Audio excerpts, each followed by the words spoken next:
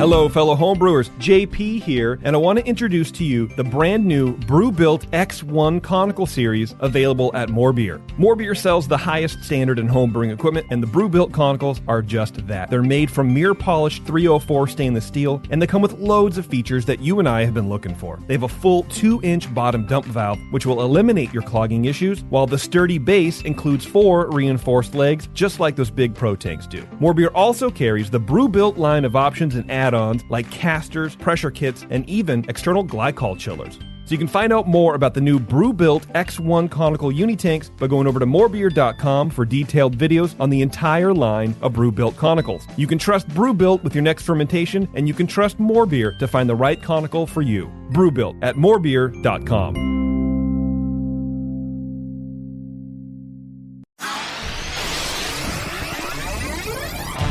Great beer is about drinkability. Doesn't matter the style. You guys are like walking beer Wikipedia. That's the first time that you've ever accepted me as a person. Or you have a fermentation in your gut. I'm jet propelled at all times. How many guys do you think that you have the privilege to slap? Somebody who's never tasted a commercial example, and this is how you know everything about this beer? Please, you don't. I think that's bullshit. I think it's bullshit too. Wow. Are you guys going to arm wrestle? No. They're going to teabag fight instead. Yeah. You heard of Junkyard Wars? Can I get another high five, Beavis? Now, live from the Brewing Network studios in Northern California, this is the radio program for home brewers, craft brewers, beer lovers, and beer geeks. It's your only source for live beer radio that brings expert brewers together with, well, expert drinkers. This is the radio program with a head on it. This is The Session.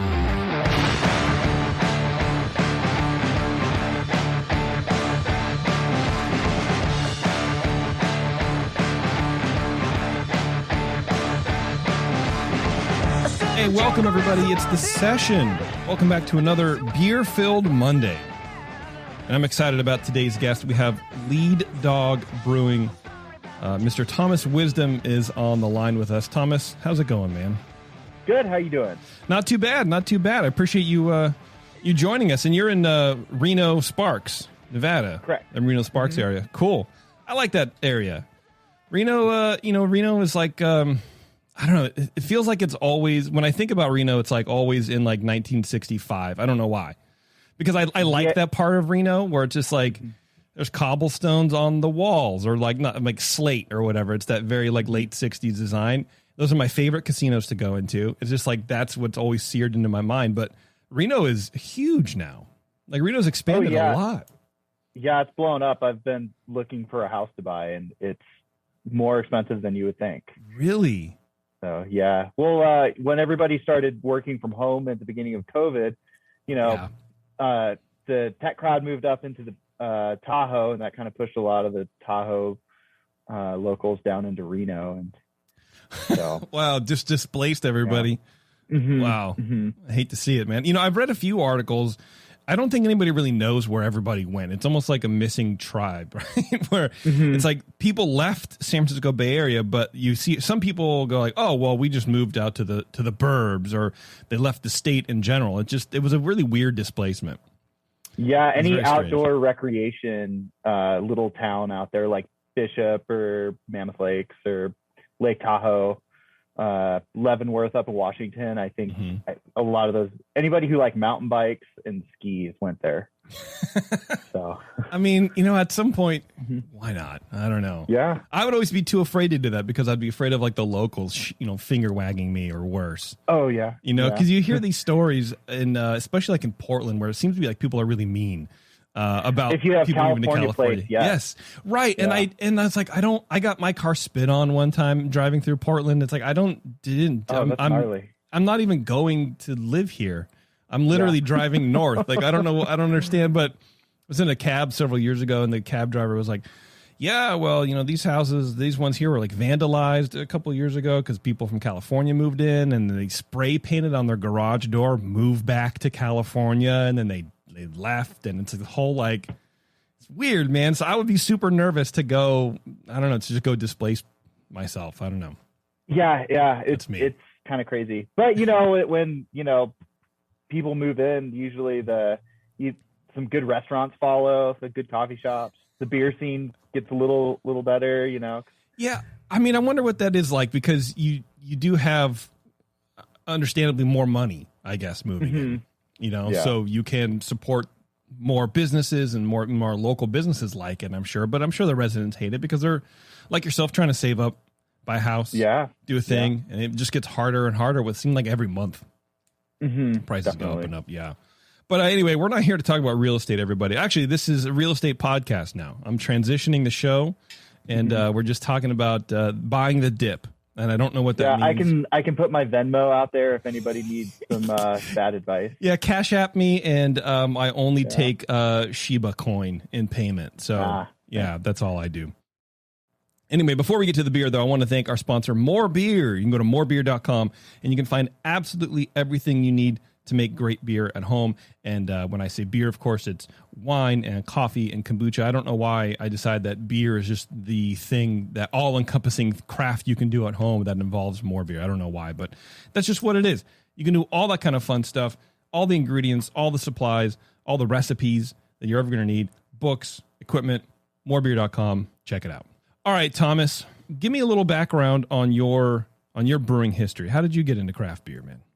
Well, I got out of the Coast Guard and moved to Fort Collins, Colorado in 2010. And that's where I really got my education in what good beer was. Because before then, I drank a lot of Yingling and IPAs that I judged by IBU content. Okay. So you were the target demographic for craft beer drinkers back then. Yeah. Oh, absolutely. Okay. It's your fault. All right. Got it. Go ahead. Yeah. Then I moved to Fort Collins and was like, wow, there's other kinds of beers than IPA and Yingling. Holy shit. And then I had some friends that worked at Odell and New Belgium, and got to know a lot of the small pubs around town, and started homebrewing and was applying to nursing schools and went into a hospital and freaked out because I didn't want to do that. And right at that time, Colorado State came out with the fermentation science program. So I transferred into that and was in the first round of graduates in 2015. Wow. And then went to 10 Barrel Brewing out of college up in Bend and was a production brewer up there for 2.5 years. Yeah. Okay. We were talking about that. That's the evil part. I can hear the hisses out there. Did your craft friends harass you a little bit about that? Bro, what are you doing? No, they're like, wow, I'm glad you found a job. Okay. All right. And it was 6 months after the buyout happened. So I kind of got to see some of the changes. A lot of things got fixed. Health insurance got better, pay got better. Wow. They just had, AB has really deep pockets. So they had, a lot of money to do cool things. So coming from the employee perspective, that's, I don't have too many bad things to say. If I was competing with them, distribution wise, that's a whole other topic. Sure. But from there, I went down to Bishop, California, was a pub brewer for about a year and a half.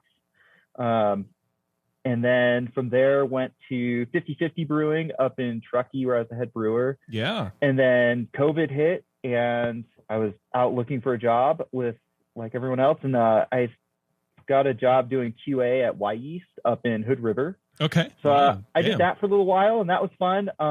It just kind of was a bad fit for what I really wanted to do. And I kind of got lonely up there, to be honest, because I had one really good friend who was a winemaker up there, but she was gone for most of it. Mm-hmm. And so I kind of wanted to move back down to the Reno, Tahoe, east side of the Sierra, and lead dog needed a head brewer. So interviewed, got the job, and moved down exactly a year ago.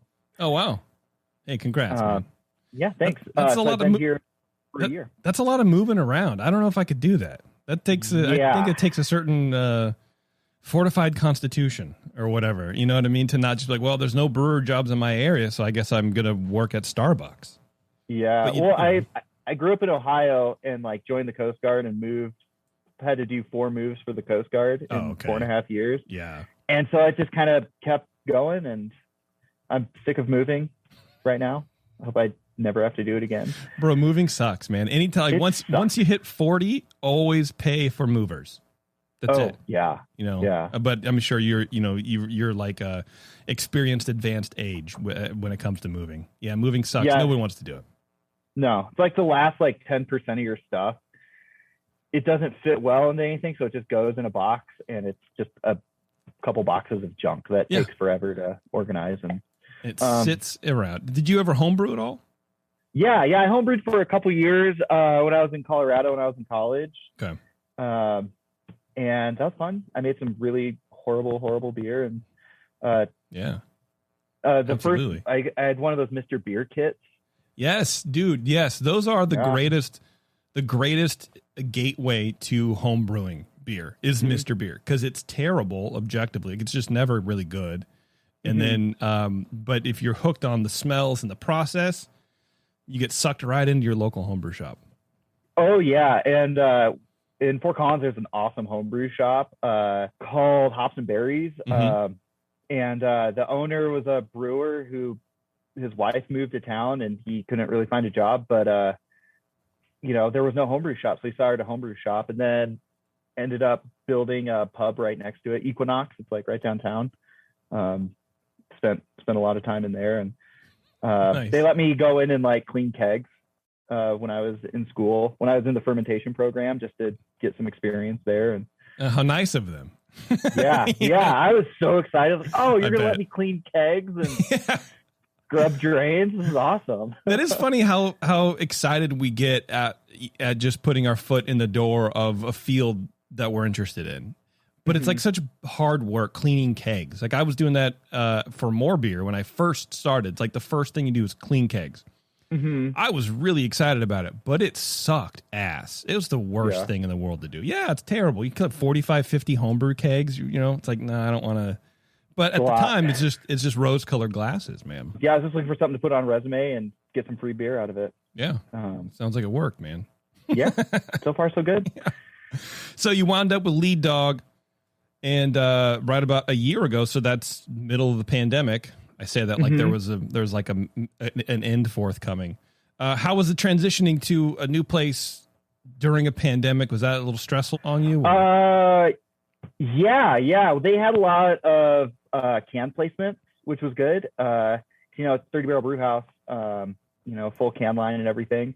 So we didn't really keg anything until I would say April. We'd pull 4 or 5 kegs off of each 30 barrel batch just to have in our tap rooms, and if the sales guys wanted any, but it was pretty much all cans. So that definitely kept us afloat. Kept us going. I imagine that wasn't the case pre-pandemic. I don't think so. Well, the Lead Dog started out about 5 years ago, and it was a 10 barrel pub system, and then the owner sold that to help pay for the production facility. And the production facility has been operational, I think, about 2.5 years. Okay. So most of it was during COVID, was getting started and rolled right into COVID. That's amazing to me how these business owners can just manage that. I don't know. It takes again, it just takes a certain kind of person. I don't think I could do that. I don't know what I would. I've never been in that position or had that many lives in my hands as far as employees or that much money to sink in there. But yeah, I think that's pretty cool. And I wonder how maybe you can help me figure it out a little bit. But is there any talk about, well, look, the pandemic is the impact on the sales is probably going to wane at some point. Is there, how do you shift to that, or how do you prepare for that? Is it like, well, now we have, more focus on cans, but eventually it's going to pull back to draft, so we shouldn't push too much in cans? Or is there a strategy there, or is it just ebb and flow? It's just kind of ebb and flow. We have good sales guys, 2 good sales guys that, whenever we transfer a beer over, we just shoot them, they have an idea of what they want for the breakdown, but we shoot them the yield, and they give us the full breakdown on, what they want packaged. And when California went back into mask mode, we just kind of planned for that. Probably won't do as many kegs, so we'll dial those back a little bit. And A lot of thinking on your feet. I guess I never realized the correlation between what your sales guys are telling you and then what you're packaging. I don't know why. I always figured like you guys would just plan for that. Like, okay, well you have 5 pallets of this, go sell it. And that's is that normal? I think so. I mean, we're so new still that we don't have historicals to go back and look at because most of the production was during COVID. Okay. So it's kind of a week by week basis. Now that we work with Mammoth a lot. They've been around for like 25 years or something. They have really good historicals that they can kind of base their packaging breakdowns on. Okay. We try to be super nimble with it. And it sounds like it's what you got to do, especially that's how you survive, I guess. I mean, that's how people are. Yeah, we love the people at Mammoth, man. That Mammoth Beer Fest, the Mammoth Brews and Blues, I think is what it is. Bluesapalooza. Bluesapalooza, there you go. Yeah. That thing rocks, man. We went up there a few years ago and did a video. That slapped. That was a great trip. And actually that's when we burned our brakes. Our brakes in the RV caught on fire coming down one of the grades because Justin didn't, I guess, plan his route properly.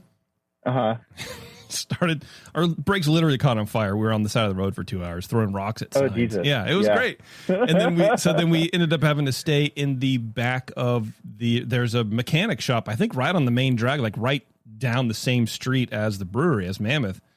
We just slept there for 2 days when we were doing the thing. Wow. Saw bears like in the parking lot. It was rad. I don't know. It's a really fun, frightening experience. Yeah. You know what I mean? So I read a couple things. Number one, that the founder, Ryan, I forget his last name. He was 21 when he started this brewery. Yeah. He got out of college and was like, I'm going to start a brewery, and started a brewery. Yeah. Started a brew pub. Jeez, man. I don't even know what I was doing at 21. I was definitely still in junior college. Yeah. I was making not the best life decisions, when I was 21. So, he left us over the summer, so Mammoth Brewing bought us. They needed a place to make their beer. 'Cause, as you saw, they have a pretty small pub system wedged in their restaurant. And initially it was, they approached us about contract brewing. But, after crunching the numbers, it just made more sense for them to buy us out. And I think Ryan was pretty ready at that point. It was a stressful couple of years. They sold out. So that happened mid-April. And we've been cranking out Mammoth beer since. So everything that comes out of a Mammoth can, that's in a can for Mammoth, we brew here in Sparks. Oh, okay. Excellent. Yeah. What is it about you and like wherever you go, mergers happen? It just just makes sense. I mean, there's no craft cell phones out there. There's no craft cars. Yeah. I think it's, I'm not the most business savvy person, but it kind of makes sense from a production standpoint and reach a bigger audience, diversify your portfolio, fill in some gaps.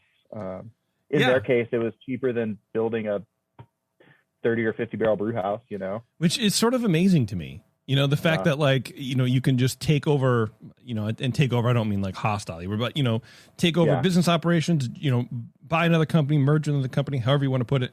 And like, that's just cheaper to absorb than to say, okay, here's a building, let's get tanks, let's do all this stuff. And I'm sure, some of it has to do with the supply chain issues or whatever. But I don't know. I think that's pretty cool. You guys are keeping in the craft, and it sounds like they could use your production capacity. So it sounds like you had capacity. That's the other side of it. You had enough room to accommodate their beers, and it sounds like it's working out. Yeah, so far, we do more like hazy, milkshake, pastry boys, like the hype styles. And Mammoth does more of like the traditional kind of basic, like IPA, Pale Ale, Kolsch, Pilsner. So they complement each other pretty well. Yeah. See, here you are. You're still influencing the weird trends that I'm trying to get rid of. And I don't understand it. I'm kidding. Well, normally in the first segment, I do start with a beer. And the only beer that I thought would work in the first segment is the Fest beer. And it's called... I think it's just called Fest beer. It's called fest beer. Okay. Oh, there's like words. I don't know if it's Latin at the bottom or whatever, but. It's German. So that's German. True Lager in German. True Lager. See, this is how stupid I am. It's a fest beer. It's a German style beer. Why would it be in Latin? Why would there be Latin right? Of course, it's going to be German, right? I don't know. Anyway, tell me a little bit about the fest beer, man. It's very, very delicious, and it sounds like it's sort of a step away from what you normally do if you're doing hazies and pastries and stuff like that. Yeah. So the old owner Ryan had bought a 60-barrel lagering tank from, I think, Bear Republic. Okay. Don't quote me on that. And it's on record now, dude. Yeah, it's on the internet. It has to be true. That's right. So this is the first beer that we did out of it. And so we're going to do like a whole lager series. And the timing worked out to do an Oktoberfest. And we wanted to call it Fest Beer, so that way we could sell it after October. Makes sense. And yeah, we were going for a little bit less sweet, a little drier, a little more drinkable. The goal is to, be able to drink it by the liter, right? Right. And, the sweeter it is, I think the less refreshing it tends to be. Agreed. And we just wanted to have, that bread crust characteristics, but still be pretty light, pretty drinkable, mid 5 ABV. I think it's 5.4, 5.5 or something. Can says 5.6. Oh, 5.6. So you're right there. You're close enough, man. Close enough for government work. Homebrewer math. It's fine. Yeah. So fermented it and then stuck it in a lager tank for a month and a half before we needed to release it. And then every beer in the series, we're going to do 4 or 5 beers a year in the series. And we're going to do 2 to 2.5 months of lager time and not use any biofine. We'll run it through our centrifuge, transferring it in. But other than that, we just want everything to settle like naturally. We can't do decoction mashing in our brew house, unfortunately. But we want to try to make it as traditional as possible. I mean, you could. It would just take, bucket at a time, a Camp Chef stove. You got it, No, I don't know. Yeah. Yeah, it's very good, man. It's very complex. Also, you got the yeast, esters with the malt. It's very rich and not just one dimensional. Sometimes these things can be that way with people who don't really either fully understand the style or maybe they don't care or whatever. What kind of yeast are you using on this? We used Weihenstephaner strain from White Labs. Okay. It's a good strain. It's a perfect strain. And then the malt bill was a lot of Munich malt, a little Cara Munich, I think a little bit of Pilsner in there. Okay. I think a little bit of Munich too, but mostly Munich. That smells great. Yeah, this is very good. This is easily drink by the liter. Thanks. Yeah, it's been the staff's go-to for a while. Are sort of, I'm going to classify these as darker lagers, but maybe bigger lagers is a different word. Are these, do these go over well in the area? Yes and no. Okay.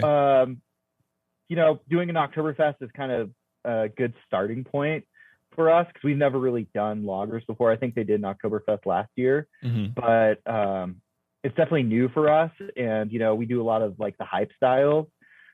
So dipping our toes into the lager game and is definitely kind of a challenge. I think more for the sales guys, they have to go out and sling it. The true test will be, we have a Doppelbock coming out in the beginning of December. So that'll be a little better idea of what we can and can't sell. But locally it does pretty good. It was a full 60 barrels and we're about out. So, it took about 2 months. And so, wow, 2 months for almost 60 barrels. I think that's pretty good. I don't imagine Reno-Sparks area to be, I don't know. Maybe this sounds like an asshole thing to say, but like super interested in German style lagers. Yeah, we actually have a little lager brewery in town that's really good. Really? They do a killer Pilsner and black lager. Okay. They're always. He also has a hazy on the board. Of course, you got to keep the lights on. But Reno has a better beer scene than most people would imagine. We have a little we have a sour brewery. Wow. Yeah, well, Imbibe, they do good beers. There's some lagers, some barrel sours, kettle sours. To be fair, I haven't been to Reno in like 20 years, but like I was saying beforehand, that's sort of what the romanticism of Reno. It sort of is, like a dive bar, but it's not. There's a lot going on in Reno. Well, there's a lot of those, but that's what I like about it, honestly. Yeah. This is great. This is a really good fest beer, man. Yeah, like I said, the yeast esters and phenols are great. Did a very good job with that. I really like that. So you're doing a Doppelbock also. Mm-hmm. Wow, that's gonna be big too. Anything else in the spring, summer that you guys are planning ahead, lager wise? Yeah, we're gonna do after the Doppelbock of Vienna, and we're gonna do a collab with Pigeon Head. That's our local lager brewery. Okay, I think sounds familiar, but maybe I'm thinking of something else. And then after that, I think we're going to do a Dunkel. And the Doppelbock and the Dunkel are going to be collabs with Mammoth. Okay, sure. Brewing. Makes sense. I don't know if we're allowed to call it a collab because it's technically the same company, but they're 4 hours away, so it's far enough to where I think it counts. Yeah. Sure, man. We'll do a Bohemian Pilsner for a summer release, and then back to the Oktoberfest. Nice. And just keep it going. Anything else? You doing like maybe a Mexican lager train or anything like that? Seems to be pretty. Not that'll go through the lager tank. So all of these beers are going to spend 2 to 2.5 months in our lagering tank. Yeah. I feel like you got to do it, especially with beers like this, Yeah. We do a Italian Pilsner every once in a while. Oh, okay. It's great. It's my new favorite beer style. It is good. I don't see too many of them. I think I maybe can count on one hand, even at like beer festivals when those used to happen. I used to go to those. You don't see them anywhere, really. There should be more. I agree. All right, Thomas. Well, let's tell you what. Let's take a quick break, and we'll come back and we'll jump into the other beers, and we'll talk some IPAs, and we have a peanut butter stout that I've never had a peanut butter stout before. I know they're out there. Never even come across one, so I'm sort of excited to try that one. To be completely honest with you. Cool. Sounds good. Yeah, so we'll do that. So hang on just a second. It's The Session, everyone. Stay tuned. We'll be right back. You're listening to the Brewing Network. Because like beer, radio shouldn't suck.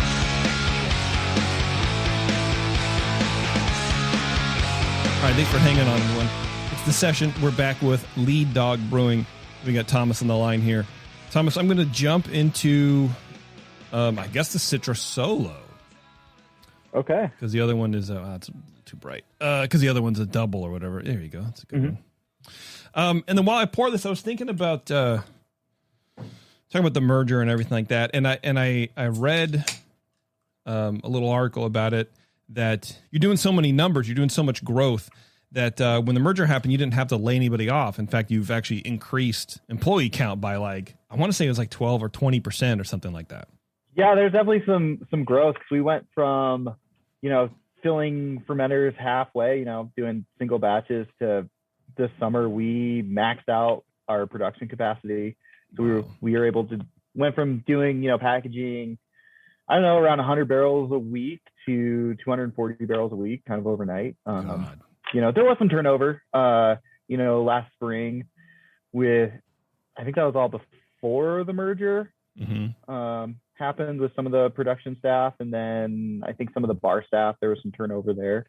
But I did hear, I went down to, we have a homebrew shop around the corner, and I was down chatting with those guys, and, one of the homebrew clubs was there, and, saying how everybody was laid off. The entire staff was let go. Oh, you got townie rumors. Okay, let's hear. Oh yeah. Everyone was laid off. Just everyone was laid off when they bought it, and then that big mammoth conglomerate came in and changed all the recipes, and everything is different now, and all the beer tastes different. And I'm like, well, I don't know. We haven't changed a single recipe in the past 7 months. So.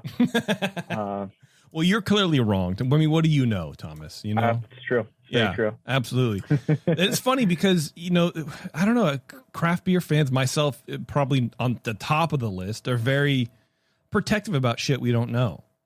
you know, and then there's a perceived change of like, well, this has to be different now because it's not the same thing that I've known. So something's different. When I taste this beer, I'm already going to know that, well, I know it's different because it's not only the same people. So, you know what I mean? Like, it can't be my palate misremembering or what I'm eating with the beer. It has to be, there's a conspiracy theory behind every malt of grain or grain of malt. Yeah. Yeah. And I think a lot of people, you know, they just want their local breweries that they like to succeed. And it's like a red flag, you know, when they get bought up or they merge with somebody. Yeah. Because, you know, that's the company they like. It's like the product they like the employees there. And, you know, they're just worried that it's going to change for the negative. Even though, I mean, I have friends in the industry that work for other, you know, sellout breweries, and you know, usually when breweries merge, it's positive for the beer, because you know, there's more money to do more quality control. You know, either start a lab or, you know, add lab equipment or hire, you know, an actual lab scientist. And, you know, you get better equipment, you can fix things just because there's, you know, usually a little bigger budget. Health insurance gets a little better or offered for the first time, you know, in some cases, pay gets a little better. So, you know, from like an employee standpoint, it's usually for the better. You know, I have heard of places, you know, moving all of their production elsewhere, and, you know, some people get laid off, which sucks for everybody. Like, you know, I've been laid off before, I've been fired before. Like, it sucks, you know, and nobody likes losing their job.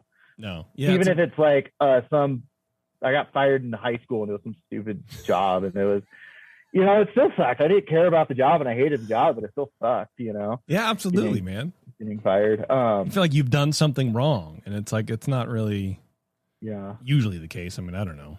Smoking pot in the walk-in probably isn't a good thing, but. Right. Yeah. You know, it's not good business. Yeah, it is interesting, and I wonder if it's because, you know, when breweries started to be bought out, it was well, at least when we heard about it, it was from the big guys, from AB, from you know, Miller Coors or whatever, and that's never good, especially if you're tied into the craft beer side of like how hard it is to compete as a craft brewer against big breweries like that, and sort of the tactics that. It's all in the news. I mean, you know, AB has been sued a couple times for their distribution nonsense. And rightly so. Yeah, that's where people should really be focusing, is the distribution side of things. It's not the brewing side. It's, you know, your local brewery wants to sell its cans, and they're competing. They have to go through a Bud House or a Coors House, and they're just they're a name on a list of 50 other breweries, you know, all fighting for that one shelf space. And, you know, what incentives can, you know, some of these other breweries offer that, you know, you can't afford to do, you know? Yeah. But so. I think now, especially with the pandemic, you know, you do see a lot of small breweries merging together, or either like mid-tier, mid-sized conglomerates, I guess, or groups of companies, maybe absorbing another brewery here or there or whatever. I don't think that's as big of a deal as, you know, here's AB snatching another brewery, or here's like a big international, here's Heineken snatching a brewery, or you know, those kinds of things, I think.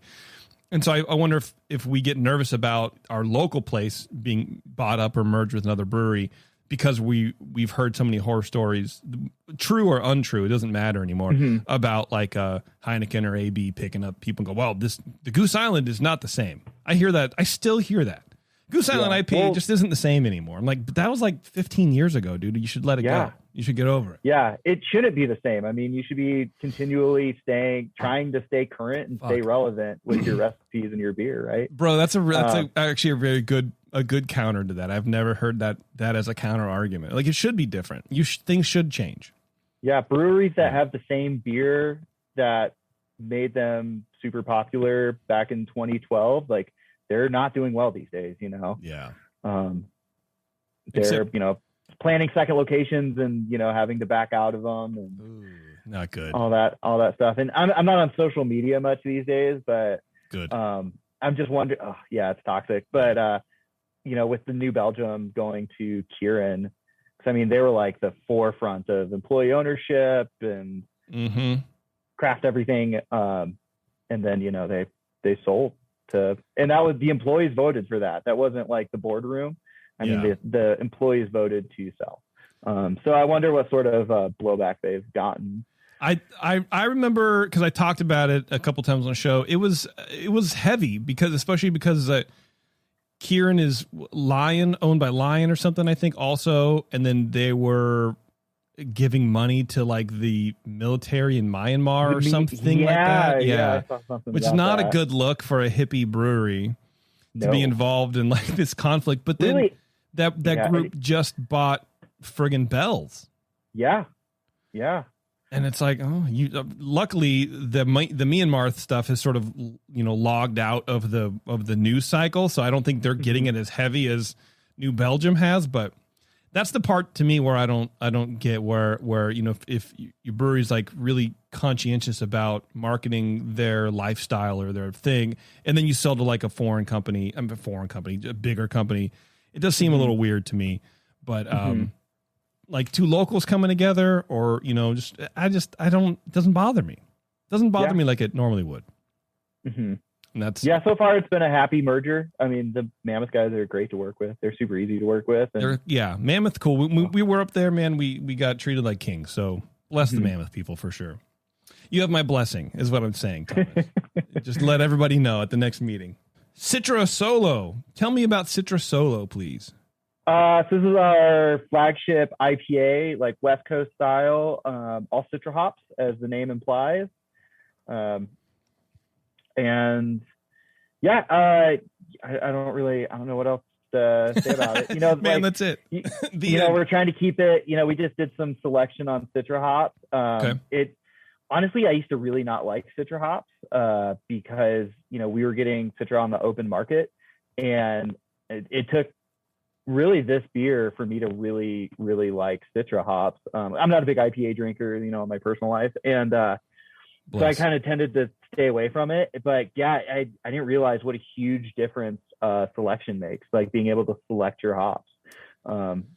Instead of just getting like the catty, astringent hop characteristics, we can get more like bright citrus. Like, to me, this beer tastes like orange rind, like it smells, or grapefruit rind. Yeah. Like super citrusy, kind of bright. Yeah. So a couple things. Hop selection, I have heard, it sort of is a make or break thing, but I guess it's hard for me, having never really done it from a standpoint of like, look, I've done the song and dance where you take the hops and you rub them and you go, you sniff them and you're like, yeah, this smells great. But I've never had to then use those for the rest of the year. You know what I mean? So I think I'm missing a portion of that experience about why it matters so much. And just having because I think they sent us 4 or 5 different crop samples, and trying them next to each other. I mean, you could see this huge difference. One was a lot of hay and grass, and then some were like really pungent, kind of like overripe fruit. Some were just bright citrus. So even just seeing it next to each other, like, oh, holy shit, yeah, it's a real thing. Yeah, absolutely. Absolutely. You know what? You said you're not an IPA drinker in your real life. What kind of styles do you gravitate towards? I like Brett beers and lagers. Okay. I could deal with that. Lagers, man, you can't beat a lager. I'm the same way. I don't really vibe well with IPA unless it has the word celebration in it and it comes from Sierra Nevada. That's it. But this beer is good. And I feel weird saying that because I've sort of been saying it, I don't know, not a lot, but I've said it more often than I want to about IPAs. But this one, I get your like grapefruit rind, but it's like a candied grapefruit rind. There's a sweetness to it in the body that I think it changes the flavor. That's a stupid thing to say. Don't say that. It sort of elevates the body a little bit more. And I think go ahead. Oh yeah. This is like the OG recipe, but I feel like it's more balanced. It has a little more balance to it than some of the other West Coast out there that are just more like bitter driven and yes, super dry. Yeah, and I would have a hard time calling it a West Coast IPA. And again, I'm just a guy who sits in his house all day. Like I don't know anything from anything.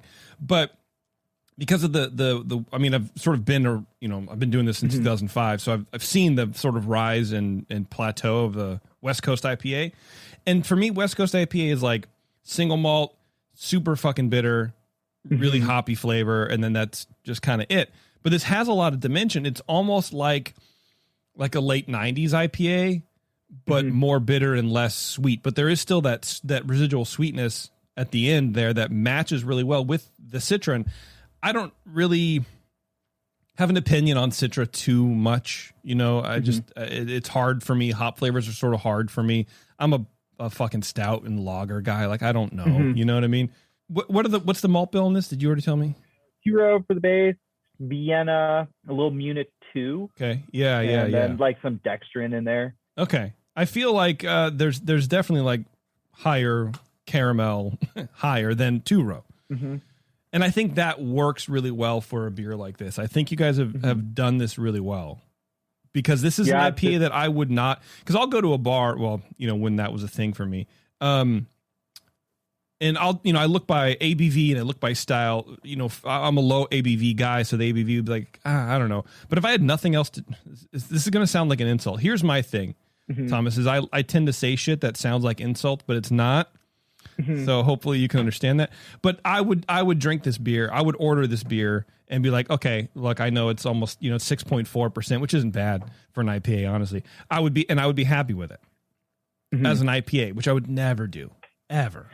Yeah, I'm not a big I don't really ever drink IPAs, but I usually have 1 or 2 like kicking around in my fridge, and after I've drank all the Pilsners and Oktoberfest and Hellas's, I'm like, I'll drink one of these. And so I think you might have first of all, I think you might have confused my life with yours for a second, but I feel like maybe I should, if a beer can get me to relax on the IPA band that I have in my head, again, unless it's Celebration, it would be one of these.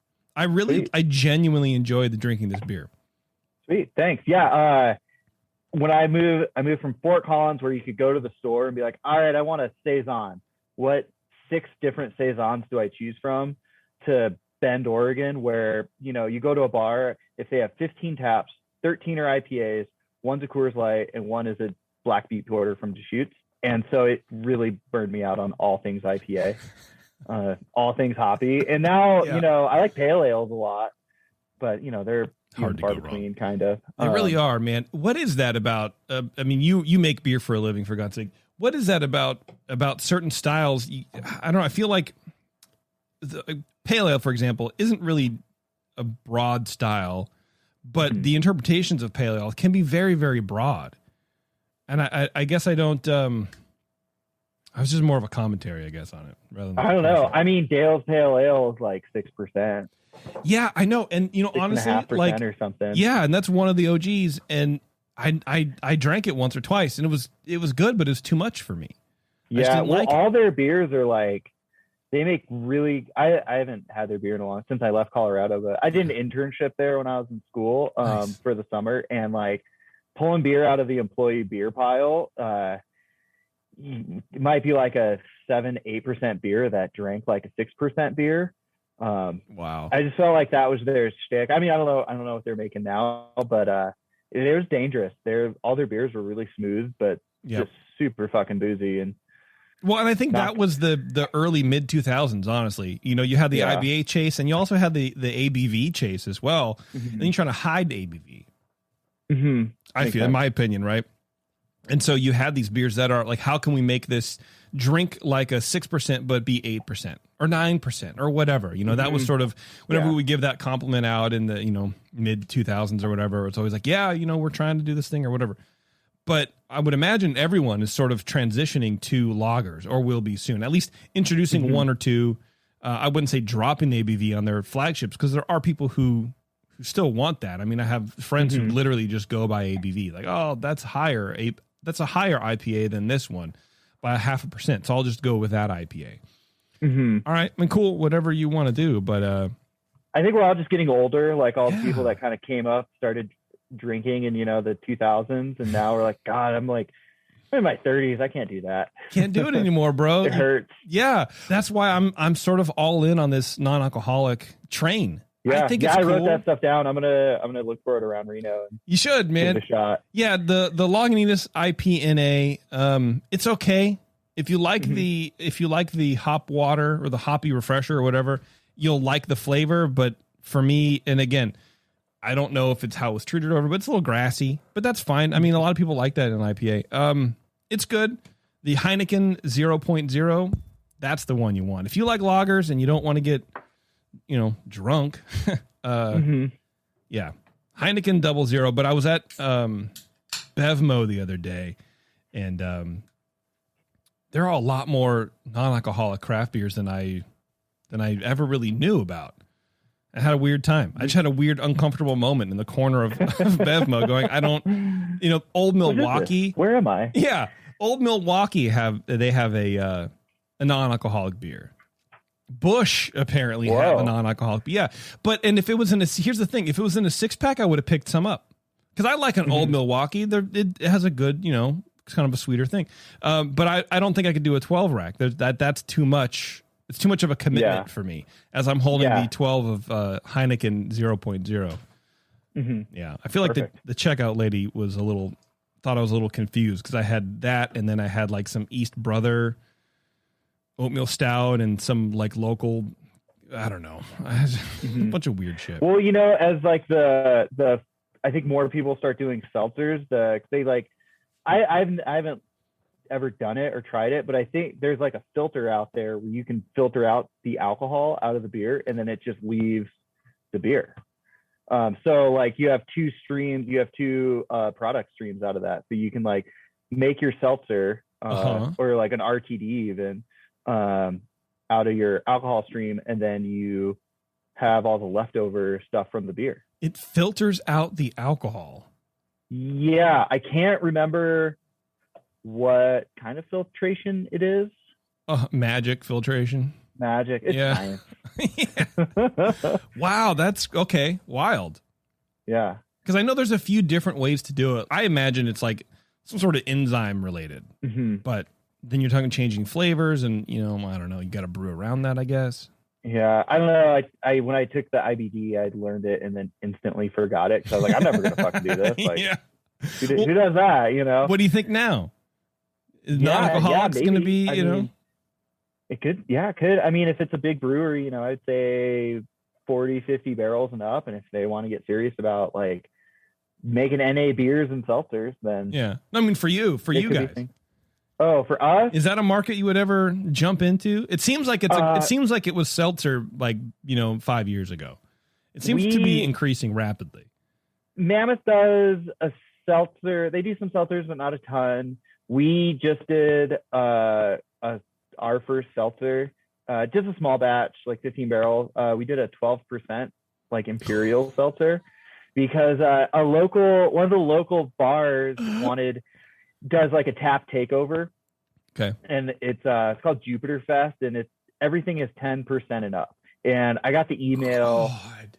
It made it through the email chain down to me like a week and a half before, and I was like, well, shit, I can't do anything. But we have a bunch of dextrose and like some distiller's yeast. I was like, well, let's just do like a 12% seltzer. So we did like a Sex on the Beach flavoring. So it's called Seltz on the Beach. And it's boozy. It tastes like a cocktail. We recommend people serve it over ice. Yeah. And we put it in some distributors wanted it in 19.2s, so we put it in some 19.2s, and good luck to whoever drinks one of those, man. Wow. Yeah, so we'll see. We're releasing it this week, and we'll see. We'll see if it sells. I mean, if it's a hit, then we would do another one. If not, it was only a 15 barrel batch. It happened. It's cheap to make. It's just it's sugar water and like a little fruit puree. Yeah, and like some tank time, but who cares? Yeah, we don't really use our 15 barrel tanks all that often. So, but yeah, Seltz on the Beach. It's boozy. Okay, it sounds like it. Yeah. God. Yeah. All right, next beer is Acropolis, which we're getting into the hype zone a little bit. Getting into the hype zone. Yeah, it's Yeah, a swole Zeus, which I imagine you used my pictures on the internet to model it after. Naturally, yeah. Acropolis is a, let's say, Northeast style double IPA. Northeast, I imagine, is like New England style because I mean it's hazy. Yep, it's a hazy boy with I think it's I don't have the recipe in front of me, but mostly mosaic hop in it. I think a little Amarillo in the dry hop. Okay. And yeah, we just released this last week, I think, in our tap room and got it out. So it was one of the fresher beers we had, one of the fresher hazies. And I want to send you out a hazy because we do a lot of like hazy IPAs. Sure. We try do like small batches and then do more of them just to get like more variety and try to keep it fresh, because after it's a month old, 2 months old, then the hop character just drops right off of it. Yeah. Yeah, we are going to start doing some fun things in our brew house. We're going to start cold pooling. So what's cold pooling? Yeah, so from the boil kettle to the whirlpool, we're going to run the wort through our heat exchanger and cool it down to 180 degrees. So that way it stays sterile, but it's not as hot, so you just keep a little bit more of those I get it. aromatic compounds. Okay, so it's not a whirlpool, it's a cold pool. It's a cold pool. Did you make that up? Did you guys make that up, that name? No, that's been out there. But it'd be a good beer name to work in. It really would. That should be your first cold pooling. Okay, so you're bringing it down to 180, then going into your whirlpool, and so you can do your whirlpool additions at 180. Yep, all the tip out there for all the home brewers. It's how you get more juiciness out of it. Really? Okay. I mean, I guess there's a difference between 210 or 212 and 180. I mean, I guess yeah. Yeah. All right. I don't know. We've never tried it. I've never tried it. So we're give it a shot. Yeah, we're brewing our 5th anniversary beer here soon, so it's going to be hazy double IPA, double dry hop IPA. We're going full hazy hype mode for it. Yes, you got to do it, I guess, right? Yeah. I mean, you want it to sell. So I don't have the only experience I have with these beers is on these shows, and I don't. My vocabulary is a little off for some of these beers. What am I? Can you help me describe this beer to people who actually know what they're talking about? Yeah, it's like a little fuller mouthfeel. We're going for that kind of pillowy, full mouthfeel. And then it's just not as bitter as, a normal IPA. And I feel like that's why a lot of people like hazy IPAs, is they're not as bitter. Yeah. But you still get all that like awesome West Coast hop and New Zealand hop aroma out of it, or like just fruit bombs, tropical citrus fruit bombs. Yeah. And they're just more drinkable because they're not as bitter. Right. And, look, I've gone on record ranting about hazy IPAs and hazy beers in general, especially when you start coming into pale ales and lagers and stuff. I don't want to deal with it. But my whole thing is like, if you like IPAs, then drink an IPA. But if a hazy IPA, I don't think should be classified as an IPA. But now it's a whole style, so my rant is irrelevant. But yeah, it's like the style. I know, right? Yeah, I mean, this definitely hits all those points. It's definitely pillowy and round. I do like the aroma. That's the thing about these beers, is they are very inviting if you have it, if you have it covered up. If you have like a red solo cup and you can just smell it.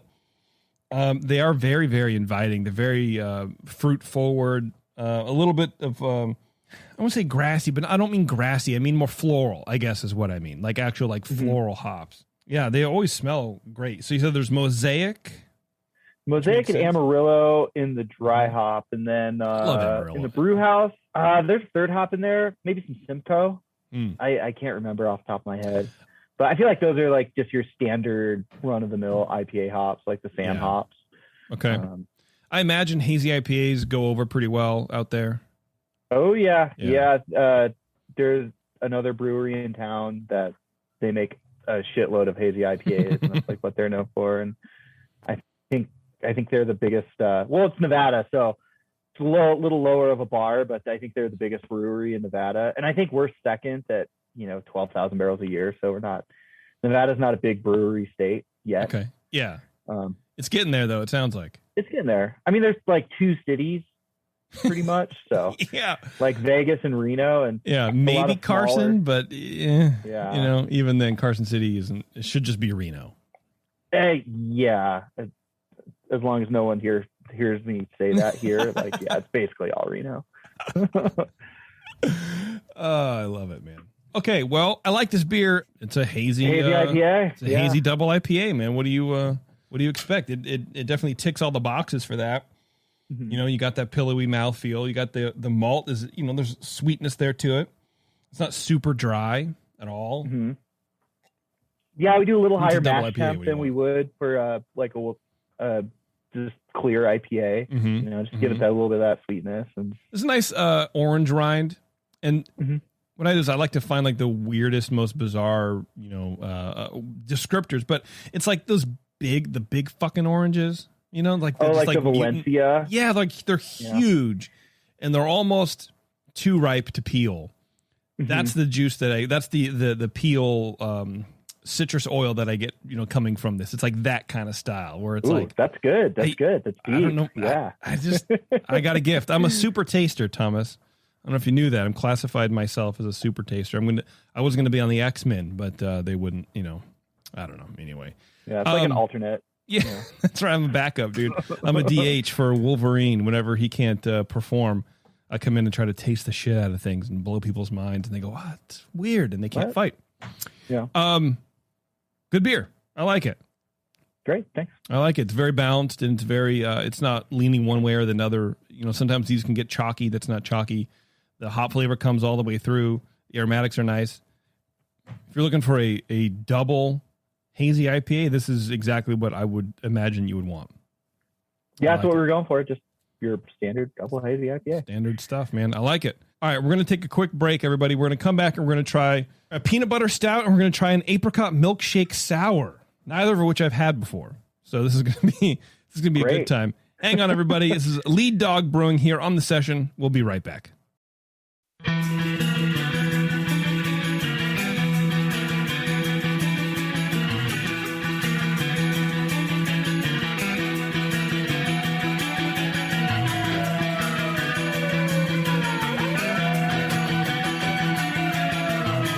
You're tuned into this session. Because life's too short to listen to crappy radio. All right, thanks for hanging on, everybody. We're going to try a couple beers, like I said, that I've never had before. I'm imagining the apricot milkshake sour would be first in this tasting, right, Thomas? That's what I would do. Okay. I've never uttered those words before. Or that sentence. I'm about to drink an apricot milkshake sour. This is called Savage, and this is like a line of beers you do, right? Yep. We put one out every 1 a quarter.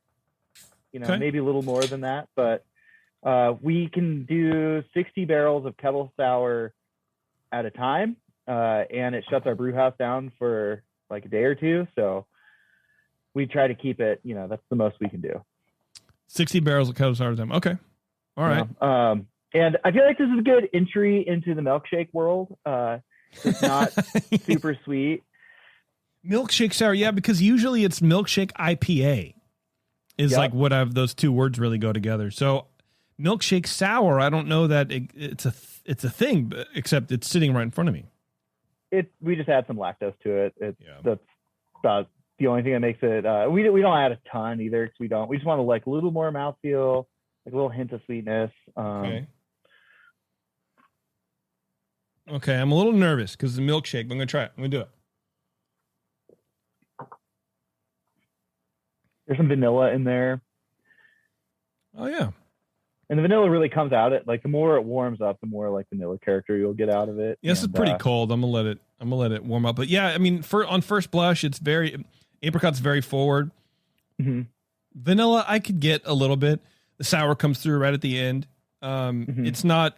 I'm imagining when it warms up, it's going to be more interconnected. This makes sense because the vanilla really ties the room together. Yeah, right. It's very like segment, boom, boom, boom. But I'm sure once it warms up, it's going to be, it's going to flow nicely.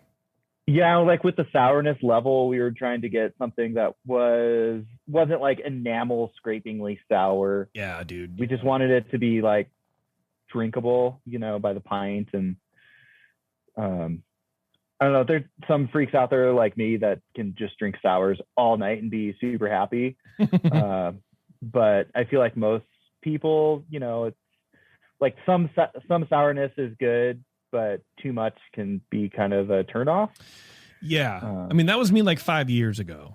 Yeah. Where it's like, yeah, I can do this. It's fine. And I never got really heartburn necessarily, but I do feel like some of the sour brewers have sort of tried to dial that sourness up a notch to maybe separate themselves. I don't know.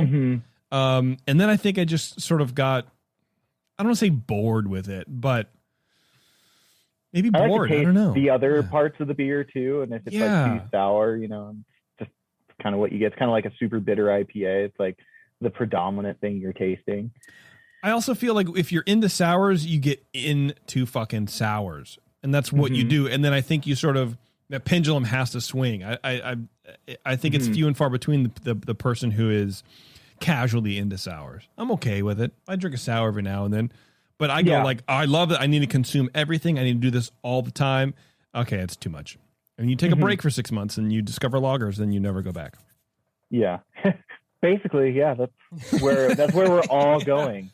If you haven't had a good, some people just have never had like a really good lager before. That's true. I mean, some of the people I work with here have never had a good lager before, and I was like, "Oh, let me bring you some in," and they're like, "Oh, that's all I drink now are lagers." And and it's hard. And then with any style, you sort of there's like a list of things that you can sort of are flexible on, different flavors, or like, this isn't my favorite, but it's a lager, and that sort of like makes it okay. And I wonder if it's like this is what it's like to be a hardcore IPA drinker. Where you're like, maybe it's a little cat pee, but I don't care. It's 6.8%. I'm going to chug it. Yeah, and it's bitter. Yeah, it's bitter, and I feel cool doing it. And yeah, lagers that's where everyone's going. But you know what? I drink a ton of lagers. I love them. I was putting an order together for Total Wine for me to pick up, and just getting a bunch of crap, and a 12-pack of Celebration, of course. And then I remembered, I don't know how I remembered, McEwen's Scotch Ale. You ever have McEwen Scotch Ale? No, bro. It's like it's class McEwen's. How do you spell it? MCEWAN 'S McEwen's. Okay. McEwen's Scotch Ale. It's the very first Scotch Ale I've ever had in my entire life in like the late '90s, and I just have one every once in a while. It's like the Celebrator Doppelbock. You pick one up every once in a while. Yeah. I haven't had a McEwen's in probably 5 years. And I don't know, I bought a 4-pack and I drank and I was like, oh man, this is good. I wonder if that lager pendulum is going to come back, because again, this is how, I don't know about you. This is how I get with beers, where you get super into them and you just consume all of the things and you're like, yep, I did it. Here's all the lagers I've ever had. Yeah. And then now I'm like, I've had all these. Now I'm going to find another style to do. And then you sort of like hop scotch across everything. So maybe I'm going to be in the Scotch ales now. It's like a song that you really like on Spotify. You listen to it every day going to work and every day going home. And then after, a while, you're like, all right, what's next? I got to, especially like categories on Netflix. You're like, I've consumed all the content. I feel that way on streaming. We don't have cable. It's like, I've consumed every content known to man. I can't do it anymore. I'm like, I am now ultimate guy. This is warming up, and it's interesting. The vanilla isn't coming through more than it was before, but the apricot flavor is. It's more of a complete apricot flavor. Can you tell me what you did with the apricots to get all of that flavor in here? Yeah, so initially we started not fermenting all the fruit out. So we just get drums from Oregon Fruit Puree, like 55-gallon drums. That seems to work well with our batch sizes, doing it in that quantity. And we just add fruit to the fermenter. And like we'd stabilize it before so it wouldn't ferment. We wouldn't make like can bombs. But this was the first beer we fermented all the fruit out of it. So, when it would get around, 5 Plato, these beers finish out at about 3.5 to 4 Plato usually. That's like 10-16 roughly. Okay. We would, we just pump the fruit in and let it keep fermenting and just eating up all those sugars.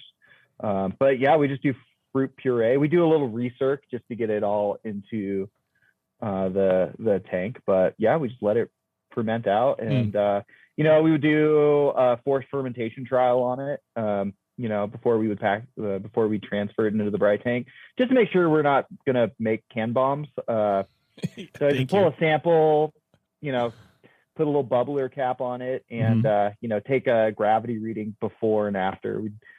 I'd find a nice warm spot in the brewery and just let it sit for a couple days, and just to be sure. Yeah, and I'll be honest, like when I see milkshake or milkshake sour, specifically this or whatever, I do get a little nervous, because in those heady days of when these beers sort of happened, fruited sour beers were just exploding cans across the country. It wasn't just one brewery, it was several breweries.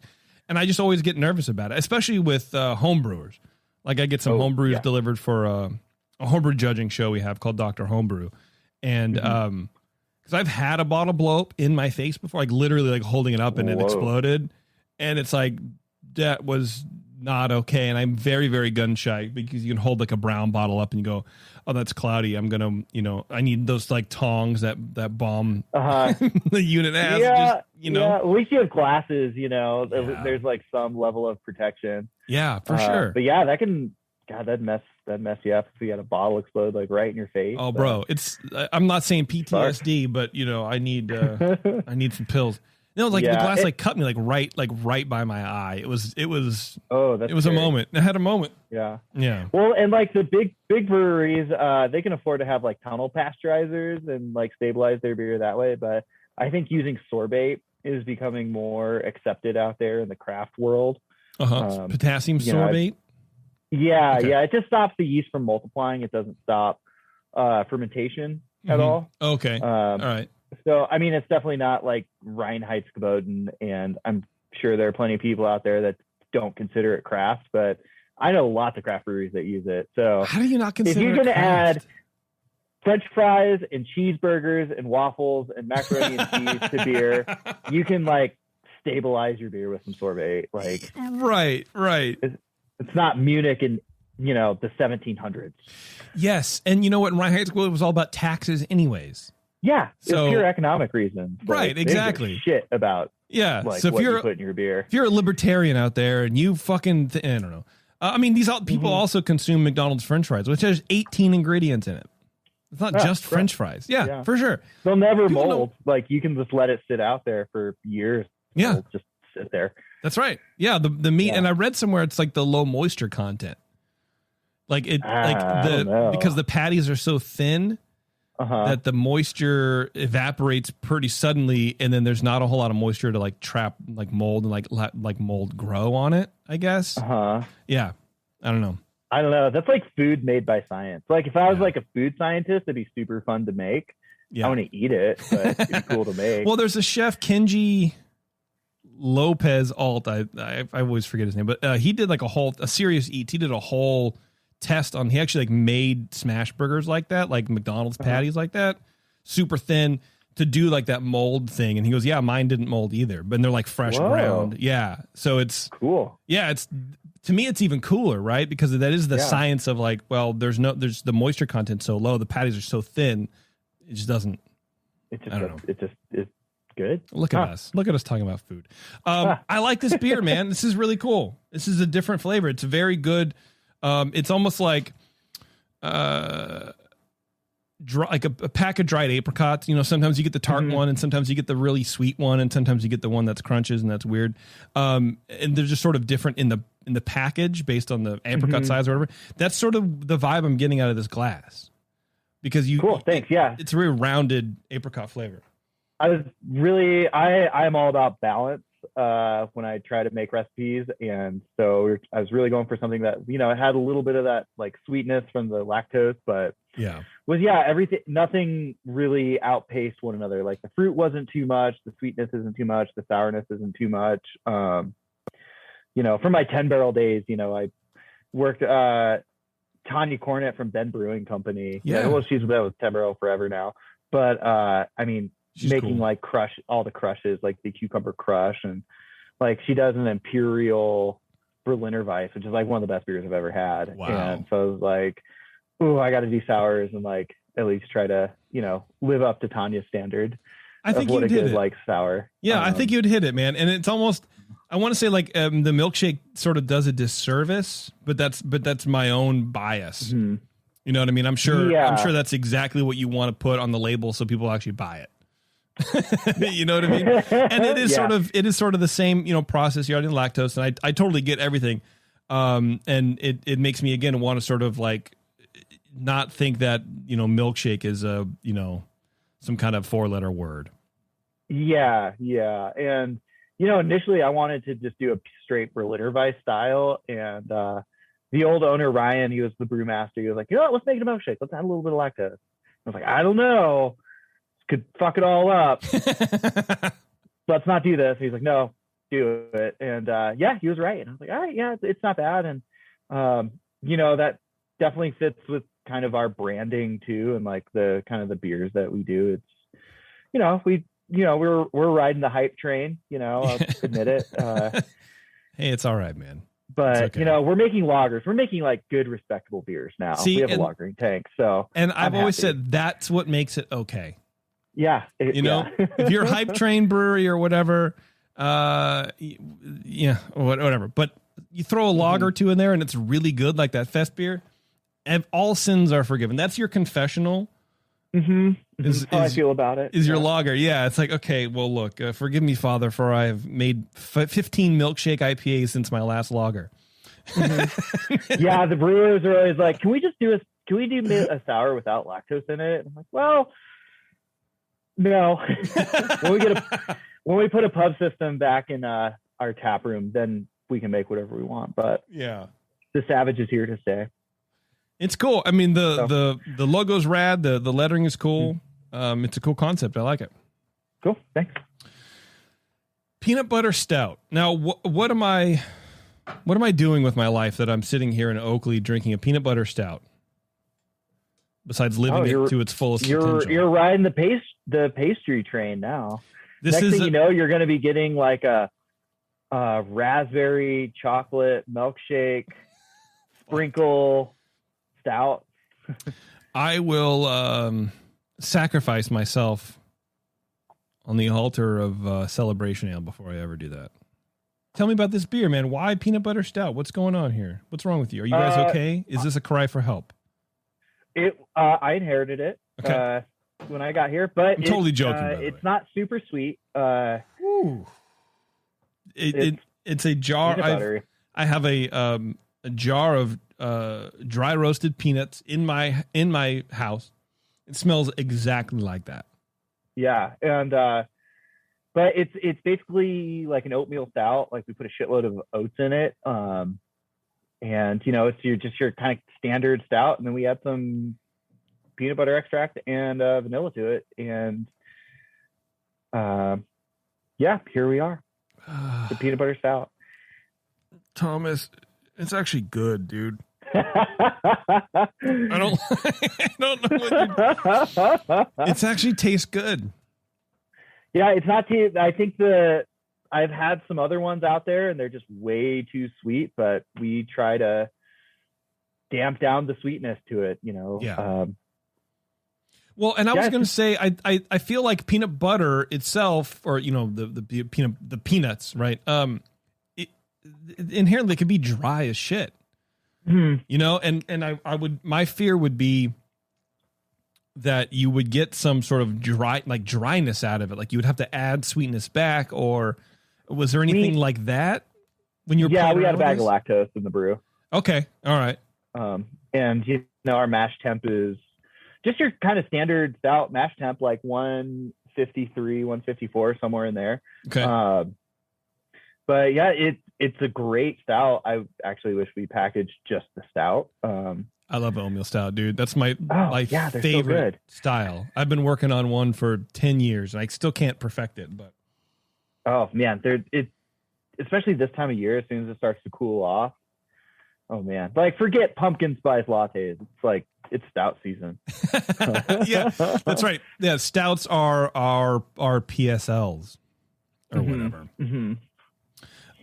Yeah, this is good, man. And you know what? There's a tannin effect, and I'm not going to say tannin isn't like, I don't know. There's several types of tannins, I think, in my mind as far as how they relate to a beer, where you can sort of taste it, where it's like too tanniny, and it's almost it almost has a flavor to it. Yeah, it makes no sense. It's like tongue depressor almost. Yes, like, right. Yeah. But this isn't it. It is a moisture sucker at the end, but a respectable amount, because sometimes oatmeal stouts can be a little too sweet, and you want something to clean that up and remove that from your mouth. But this does a really good job of sort of providing all of that roundness and that richness of the stout and the peanut butter. The vanilla, I don't know. I'm not getting too much, which is fine. But because I understand it can be more of an accent. But like at the end, it sort of does come through with a little bit of that tannin nuttiness. Yeah, just to kind of like wipe your palate off. And, yeah, and like with the vanilla, it's really easy to add way too much vanilla to a beer. So just if you can just barely get a little bit, that's it. That's all you need.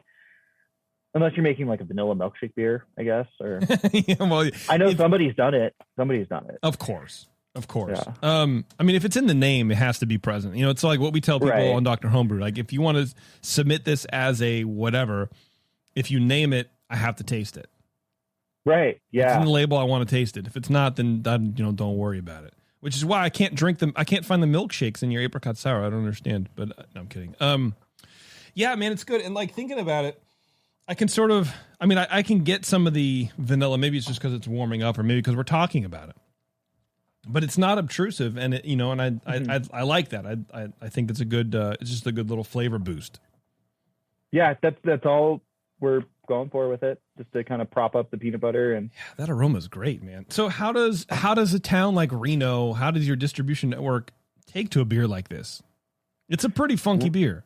Like surprisingly well. Like this, in the summer, like Citrus Solo is our number one brand, but we're kind of transitioning right now, and peanut butter until, March or April, this is going to be our number one brand that we're brewing in the brew house. This peanut butter stout. Yep. Is your number one through March or April?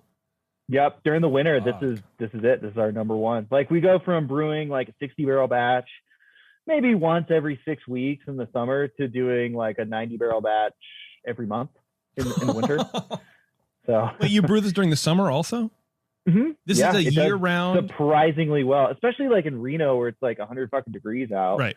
Probably right now. Yeah. It's actually chilly now. It's nice. It's really nice. Good. Yeah. There's no smoke. Dude. It's just. Yeah. Yeah. Yeah. That's wild. I like it. I think it's good, man. Do you have a flagship beer? Are the flagship beers gone? The days of flagship beers gone, or do you guys sort of have one? I think so. I mean, we have a core. So, what Lead Dog has always done is kind of taken that modern times model of having a lot of releases and just kind of, or I think of it as like a pub style. Like pubs, they just crank out a million different styles. Yeah. But Lead Dog did that, but on more of a production scale. So we just really leaned into that with like hazy IPAs, mostly the hazy IPAs, and like some pastry stouts, where we're doing like one a month. Wow. And like out in the stores, it's like when that for that SKU, it's like when beer A is done, beer B is right behind it, and that's seemed to work really well. But we have we're cutting our core year-round beers down from 7 down to 4 next year. And so it'll be the Citra, the peanut butter. We do a blonde, and then like a wheat beer with tangerine, like a tangerine wheat beer. Okay, nice. And that's it. Everything else is going to be rotational. So we have an IPA series, and we're going to do one a month. And that's just going to be like all encompassing. So we'll do hazies, doubles, We do a couple milkshakes fruited milkshakes throughout the year. We do 2, not a ton, but and then we have a double IPA that we do year round, and then the sour is a rotational 4 a year. Pastry stouts are 4 a year. Lagers are 4 or 5 a year. So we're just really leaning hard into rotating it, keeping it fresh, keeping it new. Like, I think these days consumers, we're so used as consumers to going and trying new things. There's always new things to try. I think the days of being a 1 beer drinker are kind of over. I think so too. Yeah, I agree. I mean, it sounds like you guys are planning, I mean, definitely months out, but almost sounds like, a year out. This is what's going to happen. 2022 release calendar planned out. There's a couple TBDs in there. Just to, we don't want to get too locked into something. Who knows what hot new style is going to come out in the summertime. It could be like chili beers are coming back. Let's do it. Oh God, please no. I've actually had one really good chili beer, and I think it was a Rogue beer, actually. Oh, yeah. Who would have thought? I don't know. Chili beers are extra polarizing. Yeah. I feel like you either hate them or you're broken. Yeah, they don't bother you that much, Right. Man, I like this beer. I don't know. It's that peanut butter. It's the peanut butter flavor, because it almost rides that line between peanut butter. It's like this is the most fucking smooth brain shit I've ever said, but it almost tastes like you're eating aromatics. It's very aromatic. Yeah. I wouldn't call it hyper flavor. Oh, this is. I don't know. I can't differentiate the smell and the taste. Maybe that's just a fault of mine, but the two play really well together. It smells like it tastes. I guess maybe that's the problem for me. Not the problem, but the problem with my brain. It smells the way it tastes, and I think that works really well for this beer. Yeah, like nothing is too overpowering. Like sometimes it's just way too much peanut butter. Where like you take a drink and then you go home, you eat dinner, and then you can still. I'm assuming most guys who listen to this podcast have like beards. Probably. Yeah. Yeah. It's like you can still smell it in your mustache and, hours later. So yeah, it's cool though, man, because some beers like, oh, I wish that this aromatic would be the flavor of this, especially in these hazy beers that I drank. Like I wish that this, and not yours, but just in general on this show, this aromatic is just what I want out of a beer. I don't want it to taste the way I know it's going to taste, but this is just a very pleasant surprise. It tastes exactly the way it smells. The peanut butter does. And I don't know. I think it's cool. Cool. Are you going to package? Well, I'm glad your first peanut butter beer was a success. It was a success, yeah. Are you going to package an oatmeal stout? I feel like you should. I really It tastes like a great beer underneath, man. I love an oatmeal stout. It tastes like this would really carry just well on its own. Yeah, I'm working on sales. The bigger the brewery gets, the more sales kind of runs things. So I've been twisting some arms. Okay. With it. Tell them I told you to do it. Okay, done. I'll be like, what, this fucking asshole. I've spoken to the people, and this is what they want. Yeah. Meanwhile, all the people is just me locked in my bedroom somewhere, going, all right, this is what I think. Next, let's go. All right, Thomas. Well, where can people go to find more about Lead Dog Brewing? That's a great question that I don't really have a good answer to. Yeah, because I went to the website, which is leaddogbrewing.com, but it's sort of down. That's not down, but it's like under construction. Yeah. So right now we're going through kind of a rebrand. I think of it as like coming out of startup phase and going into production, like the production marathon. Just with, it's a brand new production facility. Most of it was during COVID. So we're still tackling a lot of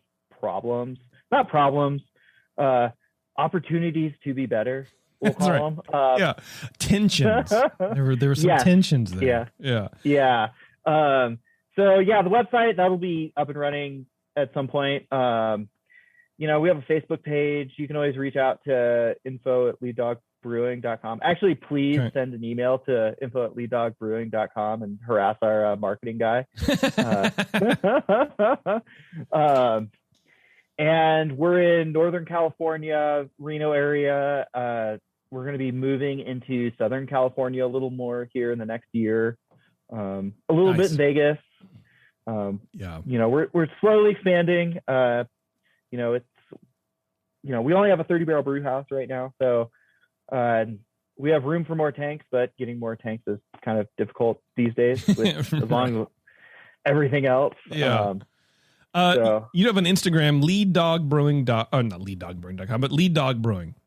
Mm-hmm. Lead Dog Brewing, and it's very active. Yeah, there's the Seltz on the Beach ad, which is very cool. Yep. Yeah. Looks cool, man. Looks like a fun spot. And of course the tap room's open. So if you're right and you guys are open and everything's rolling along, I don't want to assume anything. Okay. Yeah. So we have 2 locations. We have where the original pub was downtown, and our production facility is out in Sparks, and we have a tap room out there. And we're at our original location downtown. We're remodeling it and getting food trucks and putting a stage in, and so we can do music. And we're still growing and in the kind of coming out of the startup phase. I tend to think about it, but yeah, things are going really well. We're kind of growing and just constantly improving things and making the spaces better. Nice. And so we're just trying to keep the momentum going of like growing and improving, and you got to do it. Yeah. Well, it sounds like, the beers are there, man. So, thanks. We have a great staff. They're killing it out there. I just fix things and do Excel and schedule at this point. So yeah, we have a great staff, packaging and warehouse and the brewers, and it's small, but they crank it out. Okay. Excellent. That sounds cool, man. Yeah. Let's see. Normally I'd let you go. I have a feedback. Do you have I can let you go. How about this? I'll let you go and I'll read this little feedback I have on the air. Oh yeah. I don't have anything tonight. So okay. Well, then I'll read this feedback. Thomas, I appreciate it, man. So I've always said, well, not always said, but I've said for the past couple months, if you guys have feedback, send it in, feedback@thebrewingnetwork.com. I will read it on the air because I have nothing else to do.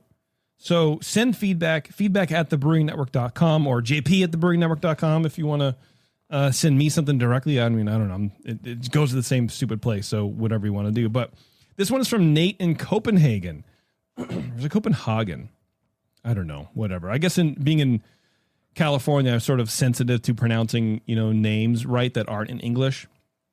It's like San Jose and, whatever, but the Copenhagen, whatever, who cares? Hey, dudes, the session was going pretty well for a while, but I wasn't able to finish listening to the last 2. Okay, well, that's probably my fault. Athletic wasn't talking about their vacuum distillation and how they compensate for their recipes. Yeah, well, they don't do vacuum distillation. So, first of all, Nate, there you go. But yeah, of course they're not going to talk about how they've developed this, process over years. They're not just going to give it away. And I knew that going in. I wasn't 100% sure, but it's not their fault. That's they're not allowed to proprietary stuff, Yeah, and we've we're old enough on this show. This show's been around long enough to sort of transcend that moment in time where brew house secrets were kept secret, like hopping rates and hops even, and how people dry hop. To now, it's just everyone's helping everybody. Not now, but that's always what it was. But now it's sort of like I don't know about a faux pas, but it's sort of different now. We're like, I can't talk about that. It's like, it's just fucking, do you dry hop cold or hot? Like, and that's like kind of the fun part, right? Is if somebody wants to try to do a clone or something, then, you throw like a couple tidbits out there and like, let them play with it. And, that's how you develop as a brewer or like a home brewer. Right. That's how you learn about ingredients. Right. And the thing someone mentioned, when we were going through this, I would guess 2008, 2010 or whatever. We had, the door really opened when Vinny came on and was just, here, I'm an open book about how I make Pliny. And it's like, if you can just talk about how you can make the number 1 IPA in the world since time began or whatever, XYZ brewery in, I don't know, fucking somewhere in North Dakota. You can tell me if you dry hop at, 60 or 58. You know what I mean? Yeah. It's that kind of thing. And if that's the difference that's going to make someone else's brewery, then that other brewery has different problems rather than their dry hopping thing. So it shouldn't really be a thing. So anyway, I think on this show we get a little, I don't know about sensitive, but sometimes it's like you just let me know. But with a process like removing most of the alcohol out of your beer, I understand that 100%. And I thought the Athletic guys were great. The beers were good, and I definitely recommend them. But yeah, I mean, I figured that. So, that's probably my fault. For the love of God, wheel Tasty's embalmed corpse and mobile phone in at least if you can't get co-hosts. It ain't fair to leave JP twisting in the wind. Yeah, look, man, I understand, Nate. Times are tough. I mean, we have co-hosts literally all across the Bay Area and Northern California. It's a challenge, and especially, people now are double vaxxed and boosted, and, people are traveling, people are doing stuff, and I can't expect everybody to come on the show all the time. But I will say Jay and I are talking about, getting back into the studio, at least the session moving back into the studio, and then I'll probably still be here because I got a kid who's too young to get vaccinated, and I just don't want to chance it. You know what I mean? I know the risk is very low, but I just feel uncomfortable about it. So, look for that. I don't know when, a couple months, maybe, who knows? So you definitely have me for a couple months, but limited time. So I think that's okay to say. Hopefully, I don't know. I have no details about it. We were just literally talking about it last week. So, co-host will be on soon. I think some changes will happen, and I think it's going to be for the better, to be honest with you. So I think the show will only get better.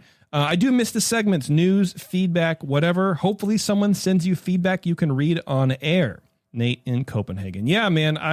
Nate, I agree. You're the first piece of feedback I've gotten in like 2 months. And, feedback is obviously a listener-generated segment. So if you're not sending it in, I can't read it. I can make it up. I'll make up feedback all day long. That's what I do. Yeah. Anyway, Thomas, thanks, man. I appreciate it. Lead Dog Brewing, leaddogbrewing.com, Lead Dog Brewing on Instagram. Check them out if you're in the Reno-Sparks area, which our very own Bev goes to Reno quite a bit. So definitely tell her about it. Go there and check it out. And thanks for coming on, man. Thanks for sending the beers. They were all tasting pretty good. Thanks for talking. And when we have some more, when we get some more good lager releases, I'll send them out to you. Yeah, please do. And then, eventually I would love to have you guys in the studio because it's a different vibe. And then, we can get your beers on tap, like I was saying. And it's it's just a different experience. Sounds awesome. Sounds super fun. Yeah, that'll be cool. Yeah. All right, Thomas, man, I really appreciate it. Thanks. And then thanks everybody for listening. I really appreciate that. If you're looking for more beer content, of course, we have Brew Strong, which is Jamil and John Palmer show. New episodes are coming out all the time. I have a couple to edit this week, actually. Got Dr. Homebrew. I think there's a new episode coming this week, although I can't really remember. Yeah, I think there's a new episode coming this week. And, of course, all of our other shows. So, anyway, until next time, everybody, we'll see you later. Take care. JP's an asshole. Justin's a nice guy and winning the race. JP does great as his charity case.